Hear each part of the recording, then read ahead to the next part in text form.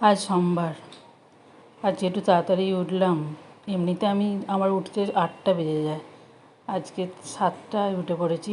উঠে আমি খাই হচ্ছে, প্রথমে খাই 6টা বাদাম। সবাই খাই, আমরা তিনজনই খাই। দিয়ে ভাবলাম একটু চা খাই। চা খাওয়ার জন্য দুজনের জন্য চায়ের জল চাপিয়েছি। আমরা চাটা নর্মালি আমি সকালবেলা গ্রিন টিটাই প্রেফার করি, কারণ সকালবেলায় দুধ চাটা অতটা তো হজম করাটা একটু সমস্যা আছে। আর বিকালের দিকে একটু কফি খাই। চাটা আমি চায়ের জলটা কিন্তু একদম টকবক করে ফুটবে তারপরে চা দিই না। আমি জলটা বিন্দু বিন্দু ফোটে তারপরে একটু চা দিই, গ্রিন টিটা দিই, দিয়ে ঢাকা দিই, গ্যাসটা অফ করে দিই। এতে চায়ের ফ্লেভারটা ভালো আসে। সকালে একটু মুড়ি খাই আমরা। আমি অতটা খাই না, কিন্তু আমার বর সকালে মুড়িটা প্রিফার করে। দিয়ে ছেলের পরীক্ষা বলে আজকে তাড়াতাড়ি উঠে পড়লাম। ছেলে এখন বয়েজ স্কুলে পড়ছে, আমাদের আরামবাগ বয়েজ স্কুলে। আগেতে সিবিএসসিতে পড়তো, এখন বয়েজ স্কুলে পড়ছে। ওর একটু সমস্যা হচ্ছিলো, ও আসলে চেস খেলে, তো চেস খেলার জন্যে ও টাইম দিতে পারছিলো না পড়াশোনায় ঠিক। তাই জন্য ভাবলাম একটু যদি হালকা হয় বয়েজ স্কুলে পড়লে।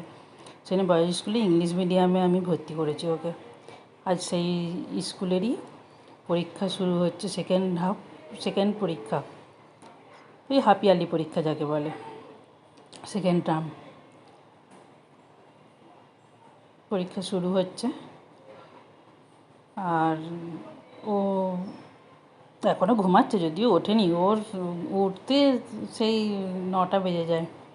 ওর বাবা অফিস যায়। ও আসলে রাত জেগে একটু পড়ে, তো ওর বাবা অফিস যাওয়ার আগে তুলে ওকে দিয়ে যায়।